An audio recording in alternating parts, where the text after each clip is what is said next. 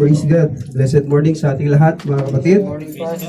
Doon pa lang sa ating word, exhortation kanina is napakaganda. Ano po, lagi nating tandaan, our labor in the Lord is not in vain. Amen. Hindi po masasayang yung ating pagpapagal sa ating Panginoon. Amen? Amen. And madadama mo yan na talagang naglilingkod ka sa Kanya if mayroon kang joy Amen. o galak na nararamdaman sa paglilingkod mo sa Kanya. Amen. Ang aking babahagi sa inyo ngayon is live by faith, not fear. O mamuhay sa pananampalataya, hindi sa takot. Live by faith, not fear. Let me read to you Mark chapter 4, verses 35 to 41. Mark chapter 4, verses 35 to 41. It says, "That day when evening came, he said to his disciples, 'Let us go over to the other side.' Leaving the crowd behind, they took him along, just as he was in the boat. There were also other boats with him. A furious squall came up, and the waves broke over the boat so that it was nearly swamped. Jesus was in the stern, sleeping on a cushion. The disciples woke him and said to him, 'Teacher, don't you care if we drown?' He got up, rebuked the wind, and said to the waves, 'Quiet, be still.' Then the wind died down, and it was completely calm. He said to his disciples, 'Why are you so afraid?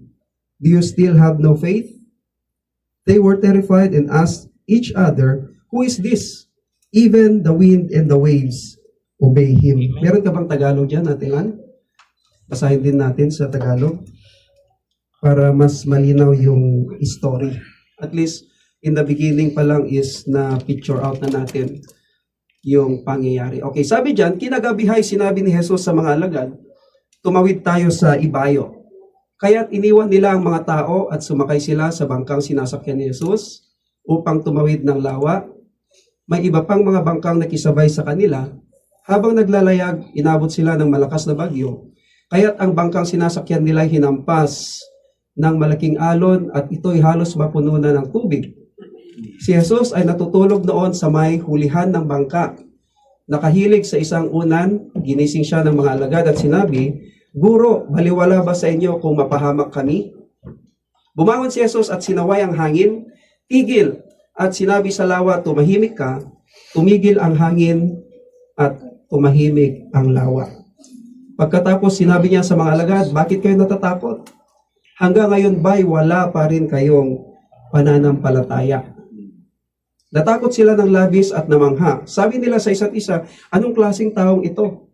Pati hangin at lawa ay sumusunod sa kanya."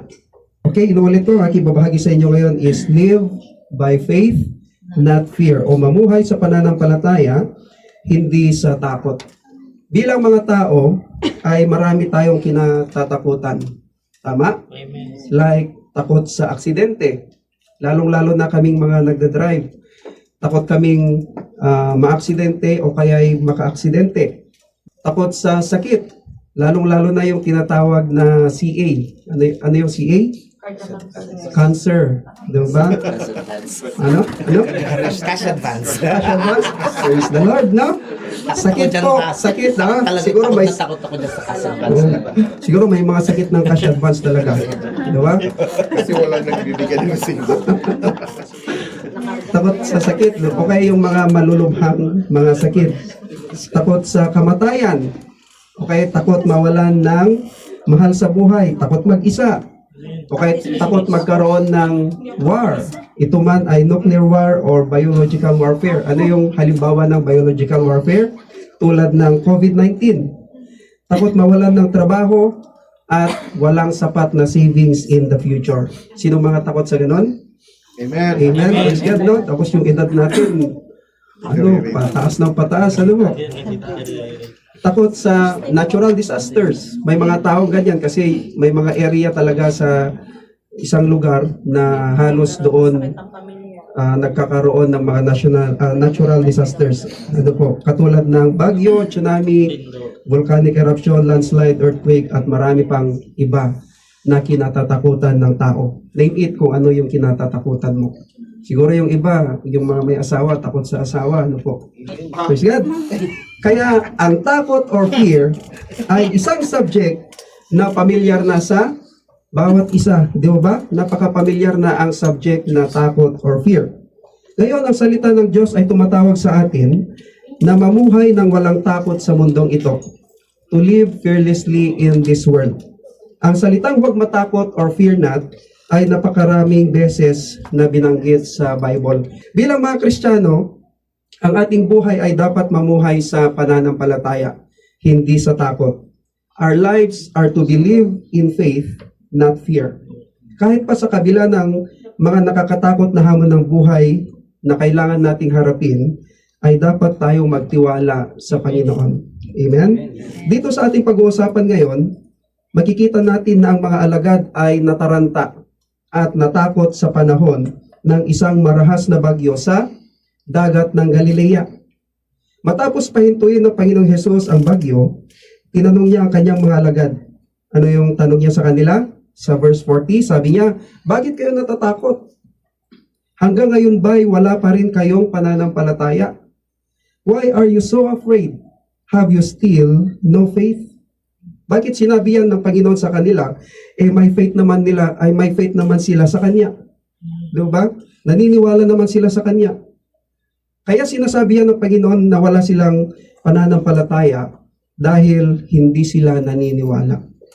Maraming beses na lagi silang nagdududa sa Panginoon sa tuwing may na-encounter silang mga mabibigat na sitwasyon. At gawain yan ng taong hindi naniniwala sa Kanya o hindi naniniwala sa Diyos. Once na nagdududa ka sa kapangyarihan ng Panginoon, ay nagiging unbeliever ka. And that is unbelieving. Hindi naniniwala. Tulad ng gabing iyon, habang ang bangkay nagsimulang mapuno ng tubig at ang mga alagad ay naisip ang kanilang sarili, ano yung naisip nila? Na malulunod at mamamatay sa dagat. Ito ay nagpapakita na wala silang pananampalataya, kundi takot lamang. They had no faith, just fear. Kung titignan naman natin, ay mayroon silang lahat ng dahilan upang huwag matakot. Kasi unang-una, kasama nila ang Panginoong Hesus mismo sa kanilang bangka. Pangalawa, may faith na sila sa Kanya. At pangatlo, nasaksihan nila ang mga himala na ginawa ng Panginoon. Okay, sa kabilang banda naman, ipagpalagay din natin na mayroon silang reason upang mataranta at matakot dahil nasa gitna sila ng dagat na may malakas na bagyo. No? Kahit sino ba naman. Diba? Kung ilalagay natin yung ating sarili sa ganong sitwasyon. Pero dito makikita kung ano talaga sila. If faith or fear ba ang nangingibabaw sa kanila bilang mga tagasunod ni Kristo. Dito sa ating paksa, may tatlong katotohanan na makukuha natin mula sa pangyayaring ito na nagbibigay daan sa atin upang harapin ang mga unos ng buhay ng walang takot, kundi sa pananampalataya that enables us to face the storms of life with no fear, just faith. Okay, number one truth. Number one truth is the promise of Jesus secures us. O ang pangako ni Jesus ay nagbibigay katiyakan sa atin. Bago magsimulang maglakbay ang mga alagad patungo sa dagat ng Galilea, may sinabi sa kanilang Panginoong Jesus na noong panahong iyon ay tila hindi gaanong mahalaga sa mga alagad. Bagamat makakatulong ito sa kanila kung maaalala nila ang mga sinabi ng Panginoon pagdating ng bagyo. Okay, tingnan natin anong sinabi ng Panginoon sa kanila in Mark chapter 4 verse 35. Sa unang talata natin, He said to them, "Let us go over to the other side." O tumawid tayo sa ibayo. Sinong may sabi niyan na tumawid sila? O sinong may plano niyan na tumawid sila? Jesus. Ang Panginoong Jesus, di ba? Plano ng Panginoon na pumunta mula sa isang lawa patungo sa kabilang panig. Now, sinong naniniwala sa atin na kung ang Panginoong Jesus ang nagsabi o nagplano ay sigurado? Amen. Amen. Amen? Bagamat inakala ng mga alagad na sila ay mamamatay ng gabing iyon sa unos o bagyo. Kung mamamatay man sila, ay lumalabas na sinuway ng Panginoong Hesus ang kanyang salita na pupunta o tatawid sila sa kabilang panig. Tandaan, kahit na ang mga unos ng buhay ay nananalanta, mayroon tayong pangakong panghahawakan sa Diyos tungkol sa ating journey sa buhay. Sinasabi sa Philippians chapter 1 verse 6, sabi doon, He which hath begun a good work in you will perform it until the day of Jesus Christ. Sa Tagalog, ganito ang pagkakasabi, natitiyak kong ang mabubuting gawang pinasimulan sa inyo ng Diyos ay kanyang lulubusin hanggang sa araw ng pagbabalik ni Hesus Kristo. Now, sinong nakakaalala kung kailan niya tinanggap ang Panginoong Hesus Kristo? Amen. Naalala niyo pa ba yon? Amen. Amen? No? Maraming mga Amen. ngumiti, yung iba naman, ganun lang. Ano? Kailan kaya? Tinanggap ko na ba? Diba? So, noong time na tinanggap at sinampalatayaan mo ang Panginoong Hesus Kristo bilang iyong Lord and only Savior, that's the time na nakasama mo na siya sa iyong life's journey. Bagaman, kung minsan ay may mga storms o unos sa ating buhay na kinakaharap. Amen? Okay, pansinin ang ilang bagay tungkol sa pangakong nagtitiyak sa atin or about the promise that secures us. Ano ulit yung ating number one truth? The promise of Jesus secures us. Okay, number one dito sa ating number one truth, a promise for our deliverance o ang pangako para sa ating pagpapalaya. May mga naniniwala na ang pagkakaroon ng bagyo ng kanilang buhay ay isang indikasyon na binigo sila ng Diyos o kaya'y ang kanyang mga salita ay hindi totoo. However, sa ating scriptures, ang Panginoong Hesus ay hindi nagbigay ng katiyakan or assurances para sa isang madaling paglalakbay or easy journey. Hindi niya ipinangako sa kanyang mga alagad na walang bagyo or no storms o magiging madali ang kanilang paglalayan. In verse 35, sinabi ng Panginoong Hesus, let us go over to the other side o tumawid tayo sa ibayo. Remember, wala kahit saan sa Kristiyano ay binibigyan ng guarantee of clear skies and calm seas habang sila ay naglalakbay sa buhay. Tama? Hindi naman smooth yung ating journey kahit paanong tinanggap natin ang ating Panginoon Jesucristo. In fact, mas nahahamon yung ating buhay. Di ba? Sa katunayan, ang mga bagyo ay bahagi ng plano ng Diyos para sa buhay ng kanyang mga anak. Ang ipinangako para sa mga tagasunod ni Kristo, anuman ang unos o bagyo na dumaan o pinagdadaanan natin, dadaan man tayo sa mga bagyo, ngunit ang katiyakan or assurance para sa mananampalataya is that at some point, lalabas o makaka-exit din tayo sa bagyo. Amen? Di ba napakaganda ang pangako ng Panginoong Hesus sa kanyang mga tagasunod? Kung dumaan man tayo sa mga bagyo ng buhay, ang assurance natin kung tayo tagasunod ng Panginoon ay lalabas din tayo. Anong ibig sabihin? Magtatagumpay din tayo sa mga ito. Kaya kung ano man ang pinagdadaanan mo ngayon, gaano man ito kabigat, na parang wala nang solusyon sa paningin mo, kung ikaw ay tagasunod ng Panginoong Jesucristo, ay makaka-exit ka din dyan. O mapapagtagumpayan mo rin yan sa tulong ng Panginoon. Amen? Minsan, mapasaman tayo, pero hindi tayo malulunod. O minsan, matatagalan tayo sa bagyo ng buhay, pero hindi tayo lulubog. Amen? Dahil may pangako tayo ng pagpapalaya or we have a promise for our deliverance. At ito ay pangako ng ating Panginoong Jesucristo sa kanyang mga tagasunod. We have a promise for our deliverance. Amen? Okay, number 2 dito sa ating point number 1 na the promise of Jesus secures us. Number 2, a promise for our destination. Ito yung pinakagusto ko sa lahat. O ang pangako para sa ating destinasyon. Balik ulit tayo sa verse 35. Pagkatapos nito, memorize nyo na yung verse 35 ng ating main text. Okay, sinabi ng Panginoong Jesus, let us go over to the other side. O tumawid tayo sa ibayo. Saan ang destination ng mga alagad? Doon sa other side o kaya sa kabilang panig. Bagamat Sinasalubong ng bagyo ang kanilang bangka at iniikot ito mula sa landas nito. Pero tiniyak ng pangako ng Panginoong Hesus na ang maliit na bangkang iyon ay pupunta o makakarating doon sa kabilang panig. Okay? Tingnan natin ang reaksyon ng mga alagad habang nakaharap nila ang malakas na bagyo sa dagat. In verse 38, sabi nila, Guro, baliwala ba sa inyo kung mapahamak kami? Inakala ng mga alagad na ang bangka ay mapupunta saan? Sa ilalim ng dagat o lulubog dahil ito ay halos mapuno na ng tubig. Kamatayan na lamang ang nakita nila sa kanilang sarili. Inakala nila na yun na ang kanilang final and last destination o katapusan. Gayunpaman, malinaw na sinabi ng Panginoong Hesus na sila ay pupunta saan? Kabilang iba. Sa kabilang ibayo o kay kabilang panig.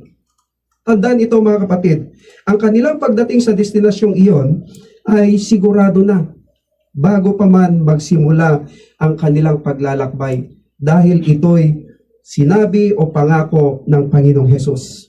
They have a promise of their destination to the other side. Sinasabi sa atin ng salita ng Diyos na ang mundong ito ay hindi ito ang ating final o huling destinasyon. Bilang mga manlalakbay dito sa mundong ito, tulad ng sinasabi sa 1 Peter chapter 2 verse 11, nangako ang ating tagapagligtas na darating tayo sa kabilang panig balang araw. At yun ay saan?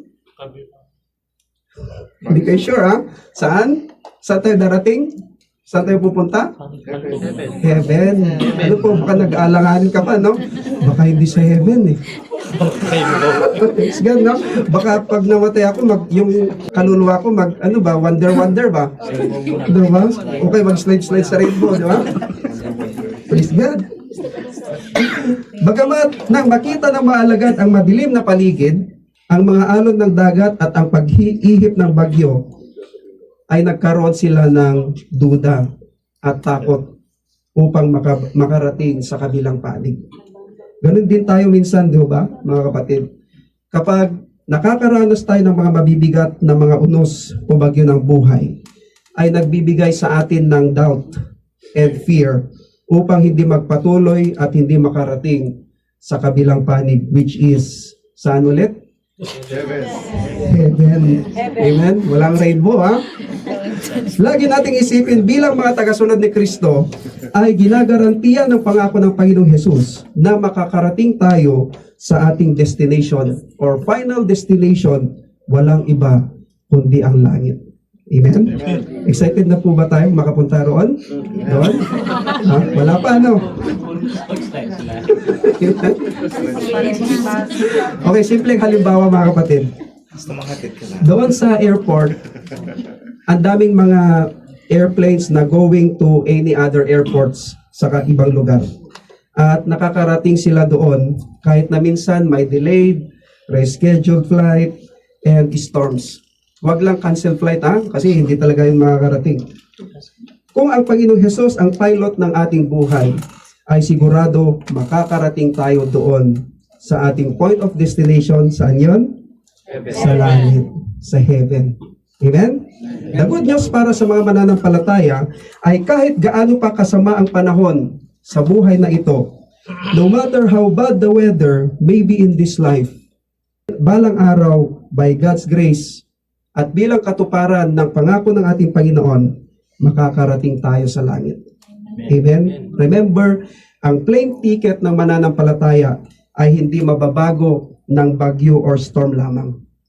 Amen? Now, saan ang destinasyon ng isang mananampalataya? Sa langit? Amen? Kung sa langit ang point of destination mo, ay hindi yan mababago ng bagyo lamang kung nagtitiwala ka sa Panginoon. Amen? Maaring dumaan tayo sa mga bagyo ng buhay, ngunit malalampasan natin ito at patungo sa ating huling hantungan. Amen? Huwag tayong matakot, have faith, dahil tinitiyak tayo ng pangako ng Panginoon, or because the promise of the Lord Jesus secures us. Okay, our truth number 2, the presence of Jesus settles us. O ang presensya ni Jesus ang nagpapanatili sa atin. Sinasabi sa atin ng verse 37 na ang malakas na unos ay sumalubong habang ang bangka ay tumatawid sa dagat ng Galilea. Sinasabi dyan na ang bagyo ay naging napakalakas at ang mga alon ay nagsimulang bumuhos sa bangka at halos mapuno ito ng tubig. Di ba? Napapanood natin yan sa movie, no? Malamang ikinaalarma ito ng mga alagad. Sa katunayan, sila ay labis na nanginginig nang sila ay lumapit kay Jesus dahil inakala nila na sila ay mamamatay na. Now, nang lumapit sila kay Jesus, anong ginagawa ng ating Panginoon? Tulog. Siya ay tulog. Di ba? Anong sabi sa verse 38? Jesus was in the stern, sleeping on a cushion. Ang sarap ng tulog ng Panginoon. Baka nga humihilig pa siya. Di ba? Tingnan nyo wala man lamang nakaisip sa kanila na teka lang, masyado tayong natataranta at natatakot. Hindi ba kasama natin ang Panginoong Hesus sa bangka? Yes, ang mga bagyo ng buhay ay maaaring yumanig sa ating pananampalataya, ngunit maaari tayong mapanatag sa bagyo sa pagkaalam na ang Panginoong Hesus ay kasama natin. Amen. Once kasi na yung fear ang pag-iiralin natin, hindi na tayo makakapag-isip ng maayos. Amen. Pansinin ang ilang bagay tungkol sa kanyang presensya. Okay, ano ulit yung ating number 2 truth? The presence of Jesus settles us. Amen. The presence of Jesus settles us. Okay, number 1 dito, His presence insured us. O ang kanyang presensya ay nakasiguro sa atin. Kumbaga, anuman ang mangyari, kung tayo nasa presensya ng Panginoon, ay safe tayo. Amen. Kaya wag na wag tayong aalis sa presensya ng Panginoon. Amen? Sinong nakapanood na sa movie ng Titanic? Hindi ko pa napanood. Okay, baka may gumawa ng Titanic sa inyo, no? Based on a true to life story pala yun. Ano po, totoong nangyari. Ang hindi lang totoo doon ay yung love story nila, Jack and Rose. Dagdag lang nila yun. Alam ko, yun lang ang pinanood nyo eh. Diba ba? May mga nakapagsabi na ang Titanic ship at ang Titanic ship is isang British luxury passengers. Ang Titanic ship daw is unsinkable o hindi malulubog. And pinatunayan ito ng mga gumawa ng ship. Kasi alam nila yung capability ng barko. Ito ang mas matindi. Sabi pa ng captain ng Titanic, sabi niya, even God Himself could not sink this ship. O maging ang Diyos mismo ay hindi maaring palubugin ang barkong ito. Ngayon, habang naglalayag ang Titanic noong April 14 to 15, 1912, ay nagkaroon ng trahedya. Ano yung nangyari kung nanood kayo? Iceberg. Ha? Nabangga nito ang malaking iceberg. At ito ay lumubog at halos 1,500 katao ang namatay ayon sa news. Kaya hindi tayo pwedeng mapanatag at magtiwala lang sa mga bagay-bagay kahit gaano pa ito kalaki o katibay. Kung wala ang presensya ng Panginoong Hesus, ay walang assurance. Amen? Ito ang sigurado. Kung mayroon bang bagay na hindi lulubog, ay ang maliit na bangkang ito na nagdala sa Panginoon at sa kanyang mga alagad ng gabing iyon sa dagat ng Galilea. Kaya nila nilampasan ang bagyo at nakarating sa kabilang panig. Andoon kasi ang Panginoon. Amen? Kasama nila siya. Andoon ang kanyang presensya. Amen? Nakalimutan ng mga alagad na ito, ang Panginoon ay kasama nilang nagpapahinga sa bangka. Ang presensya ng Panginoon doon sa bangka ay nakasigurado na hindi sila lulubog. Remember, walang sasakyang dagat na nagdadala kay Jesus ang madaraig ng bagyo o malulunod. Kung ang Panginoong Hesukristo ay nasa ating puso, ikaw rin ay isang sisidlan na hindi nalulubog. You too are an unsinkable vessel or unsinkable ship. Amen? Maaring salubungin ka ng mga bagyo ng buhay, maaring hampasin ka ng mga alon ng buhay, at ito ay napakabigat o napupuno na ang iyong bangka, pero lagi mong isipin, kasama mo ang Panginoong Jesus. Amen? Amen. Panghawakan mo ang kanyang pangako, His deliverance, your destination, at insured ka sa kanyang presensya. Amen? Kung panghawakan mo ang mga ito, mga kapatid, ay makakalabas ka rin sa mga bagyong iyong kinakaharap at kakaharapin pa. Amen.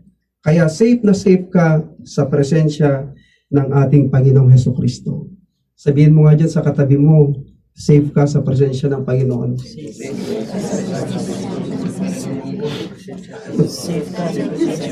Amen. Okay. Okay, number 2 dito sa ating number 2 truth, the presence of Jesus settles us. Number 2, His presence instructed us. O ang kanyang presensya ay tinuturuan tayo. Ano nga ulit ang sinasabi sa verse 38? Jesus was in the stern, sleeping on a cushion. Habang bumabagyo at pumapasok ang tubig sa kanilang bangka, ang Panginoong Hesus ay natulog sa hulihan ng bangka at nagpahinga sa isang unan. Gayunpaman, kahit na nakakagulat ang kanyang pagtulog sa ganong sitwasyon, sa kanyang katahimikan at pagiging kalmado ay may malaking aral. Amen? Tingnan natin. Natulog at nagpahinga ang Panginoong Hesus, hindi dahil hindi niya alam ang bagyo o ang pangyayari. Alam niya ang tungkol dito bago pa man ito magsimula. Nagpahinga siya dahil hindi siya natatakot sa bagyo.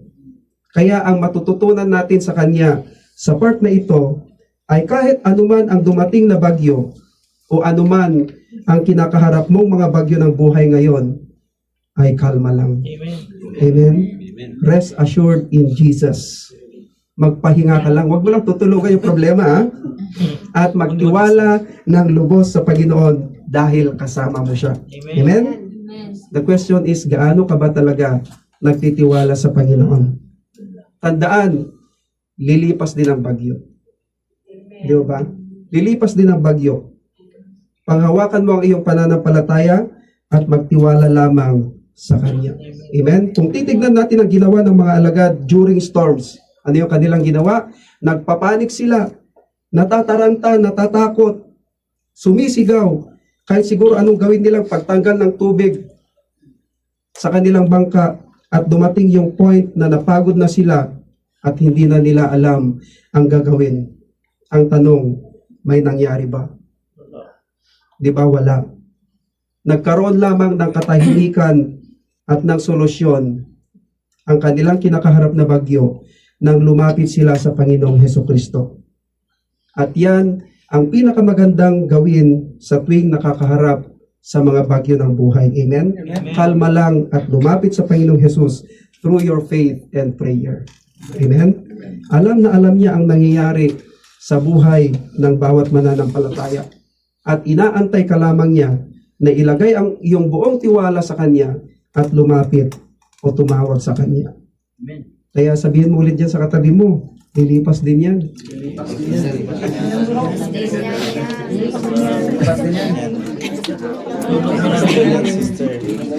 Dahil alam niyo mga kapatid, kung sino ang natutuwa, ayun, Lipas din yan, bro. kung kami dililipas, no? Praise God. Lipas din yan. Amen. Pas din yan, pas. Lilipas din Kalimutan yan. mo na yan. Lipas din yan, man. Amen. Alam niyo kung sino ang natutuwa, kung ikaw ay natatakot at halos masira na ng bait dahil sa mga bagyo ng buhay. Sino ang natutuwa? Ang ating kaaway, no? The devil. Pero kung nakikita kanyang kalmado at lubusang nagtitiwala sa Panginoong Hesus, ay wala siyang magagawa sa iyo. Amen? Listen to this mga kapatid. Kailangan nating tumingin sa Panginoong Hesus Amen. at matuto mula sa Kanya. Jesus, the expert of all storms. Ang eksperto sa lahat ng mga bagyo ng buhay. Kayang-kaya niyang i-handle kahit ang pinakamabigat na bagyo ng buhay sa pagiging kalmado niya. Amen? Hindi lang yan, kaya niyang utusan o kontrolin ang mga ito. Amen. Praise God. Likewise, di ba, hindi palaging kalmado ang ating journey bilang mga Kristiyano? Tama? Ngunit hindi ito nangangahulugan na hindi na tayo maaaring maging kalmado o maging payapa. The good news is, makakapagpahinga tayo kahit nasa rumaragas ang bagyo dahil alam natin na kasama natin ang Panginoong Hesukristo at ang Amang nasa langit na may kontrol sa lahat. Amen? Darating man ang mga pagsubok, ngunit makakayanan natin dahil kasama natin ang presensya ng Panginoong Hesus. Amen? Nandyan siya kahit hindi natin ito laging napapansin. Isa rin sa magandang matututunan natin sa Panginoon ay hindi siya nagpaapekto sa kanyang mga alagad. Noong nakita niyang sobrang nag-aalala at natatakot sila sa nangyari. In fact, hindi talaga siya maapektuhan kasi inuutosan nga niya ang mga bagyo eh. Di ba? Minsan kasi nadadala tayo, di ba? Kapag may kasama tayo na sobrang aligaga, minsan kung ano yung nararamdaman niya, parang nagre-reflect din sa atin minsan. Ang isang magandang matututunan natin sa Panginoon ay huwag tayong nagpapaapekto sa mga nangyayari sa ating paligid. Amen? Sa mga bagyo o sa mga toxic people. Amen? Kasi mai-stress lang tayo at magdudulot lang ito ng sakit sa atin.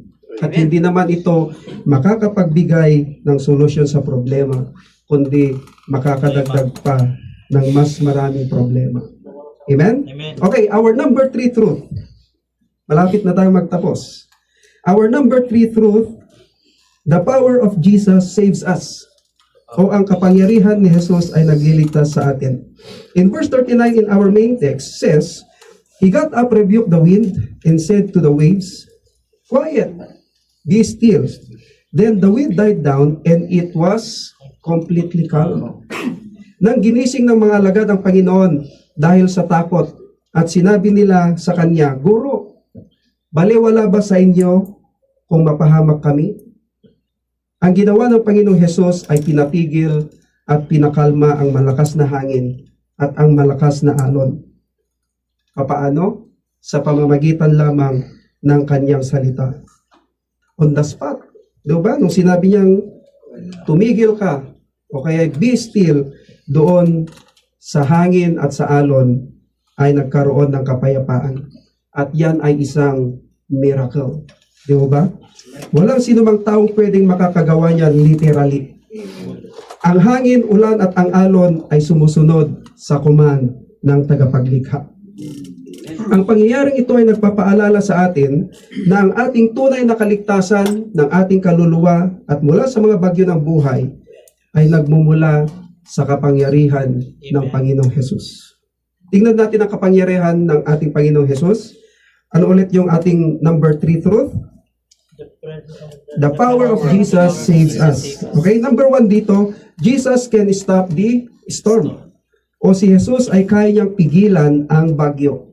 In verse 39, sabi doon, Jesus told the sea to be still o tumahimik ka.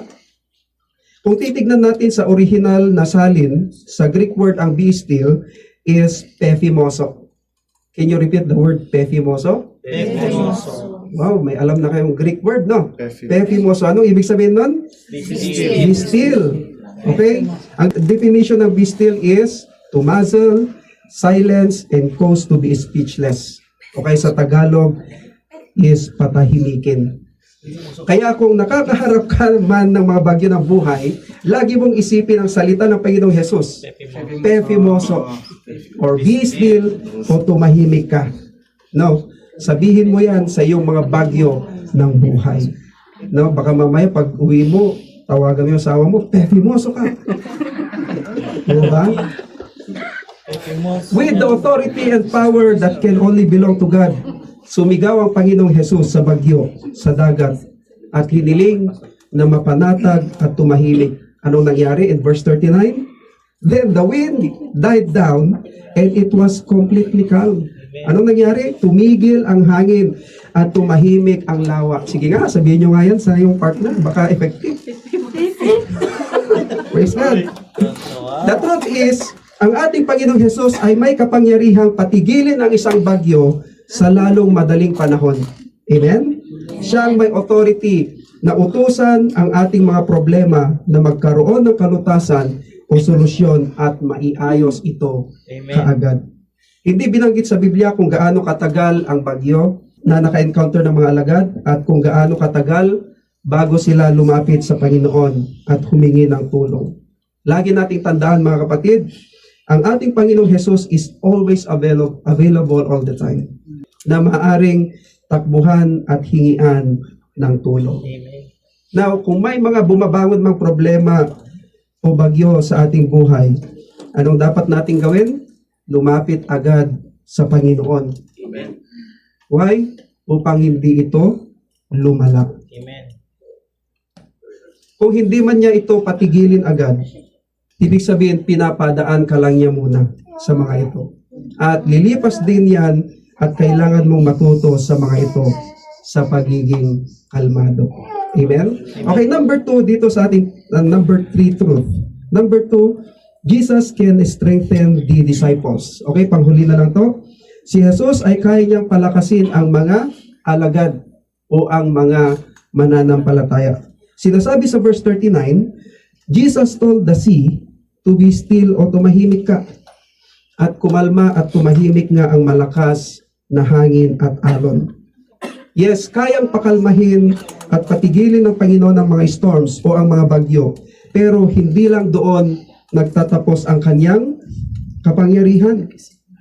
Okay? Hindi lang doon nagtatapos ang kanyang kapangyarihan. Hindi lamang niya pinatigil yung literal na bagyo doon sa dagat.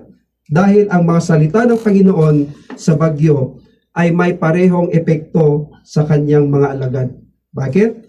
Mula sa kanilang takot, natataranta at hindi nila alam kung ano ang gagawin, ay pinakalma at pinatahimik din sila ng Panginoong Jesus. Amen? Ang kanilang isipan mula sa bagyo sa pamamagitan ng kanyang mga salita.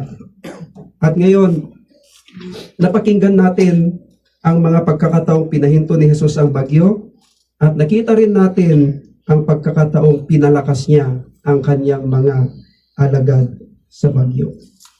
Maaring ang higit na kailangan natin kaysa sa magandang panahon ay isang matatag na pananampalataya.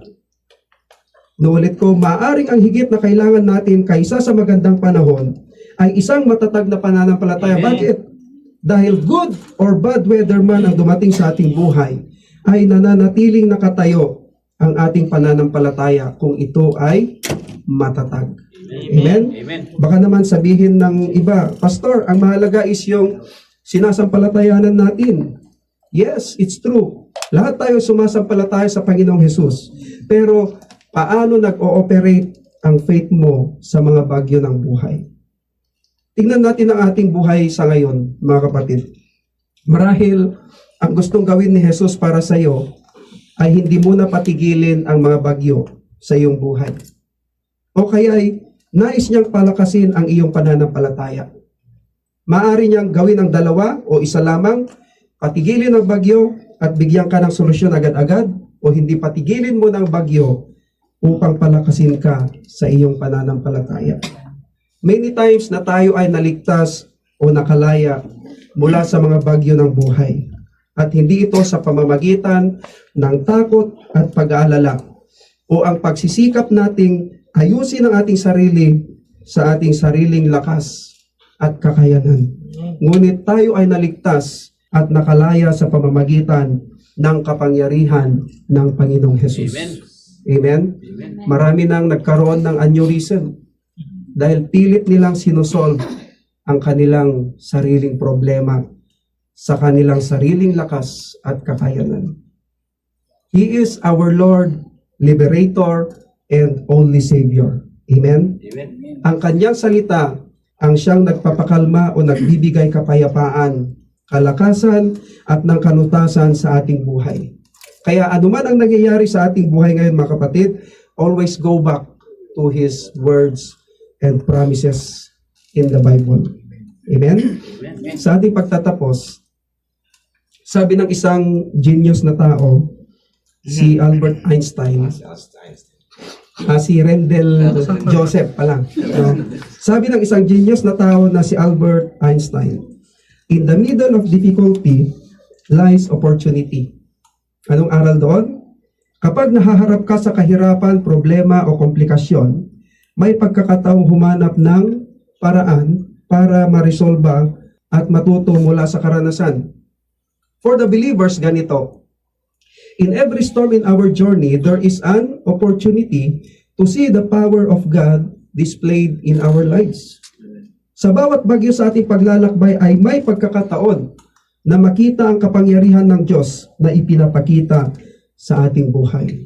Next time na may bagyo, huwag mong tambayan, kundi dumaan ka lang. Amen? Kasi ang nais ng Diyos ay padaanin ka lang sa mga ito. Next time na may bagyo, huwag tumingin sa dagat, tumingin sa tagapagligtas, gaano man kalaki ang dagat at gaano man kaliit ang iyong bangka. Kung kasama mo ang presensya ng Panginoon, ay mas malaki ang Diyos kaysa sa dagat o sa problema mo. Amen? Nang naging kalmado at tahimik ang lahat, ang Panginoong Hesus ay lumingon sa kanyang mga alagad. Naalala ko tuloy yung pag lumingon ka, akin ka. Hindi ka na, ha? Di ba? Lumingon ang ating Panginoon sa kanyang mga alagad. Anong sinabi niya sa kanila? Bakit kayo natatakot? Paanong wala kayong pananampalataya? These are good questions para sa atin ngayon. Tandaan natin ito mga kapatid, sa gitna ng ating mga kalagayan, kapag tayo ay natataranta at natatakot din sa maaaring mangyari, magtataka rin ang Panginoon kung bakit tayo natatakot at kung bakit tayo nagkukulang sa pananampalataya, gaya ng sinabi niya sa kanyang mga alagad that time. Anong sabi niya? Bakit kayo natatakot? Paanong wala kayong pananampalataya? Now, sino ba ang Panginoon sa iyong buhay? Gaano ka ba talaga nagtitiwala sa Kanya? At kumusta ang iyong pananampalataya sa Kanya? Ngayon, kapag na-realize natin na ang pangako ng tagapagligtas, ang presensya ng tagapagligtas, at ang kapangyarihan ng tagapagligtas, gaano man kalakas ang mga bagyo ng buhay, ay mabubuhay tayo ng walang takot sa mundong ito. Amen? Mabubuhay tayo sa pananampalataya. We can live with no fear in this world and we can live in faith. At ganyan dapat mamuhay ang mga Kristiyano pagdating sa mga hamon at mga bagyo ng buhay. Let me end with this. One of the best lessons we can learn in life in all situations is to master how to remain calm. Amen. And we can learn that to our Lord Jesus Christ. Through His promise, presence, and power, in that case, we can live by faith, not fear. Guys, kung magsitayo tayo lahat mga kapatid, at palakpakan natin ang ating Diyos na buhay. Praise God. May call Kuya Rodel. Awitin niya yung, ano yun, yung magpakatotoo, yung lyrics. Turuan niyo.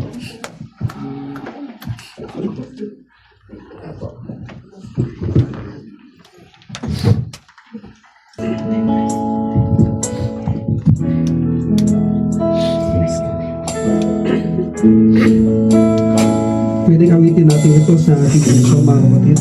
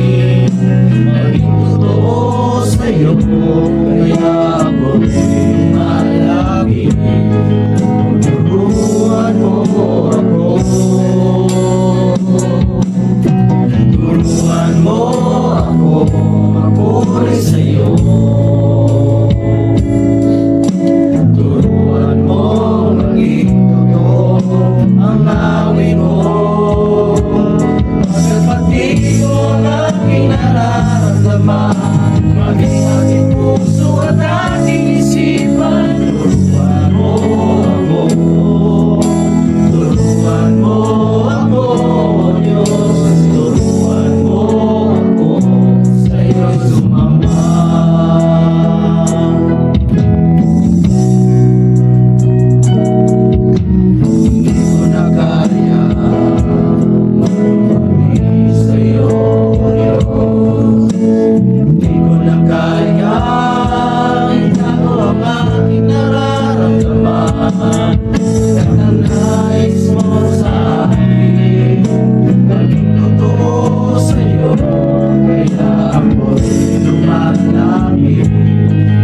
Turuan mo ako. Turuan mo ako magpuri sa'yo. Turuan mo maging totoo ang awit ko. Pagkatpatid mo ang aking nararamdaman, maging aking puso at aking isipan. Turuan mo ako. Turuan mo ako, Diyos. Turuan mo ako sa'yo'y sumama. Turuan mo ako magpuri sa'yo. Turuan mo maging totoo ang awit ko. Pagkatpatid mo ang aking nararamdaman, maging aking puso at aking isipan. Turuan mo ako. Turuan mo ako, Diyos. Turuan mo ako sa'yo'y sumamba. Turuan mo ako, Diyos. Turuan mo ako sa'yo'y sumamba. Let me end it with a prayer. Panginoong Diyos, salamat po muli sa sandaling ito.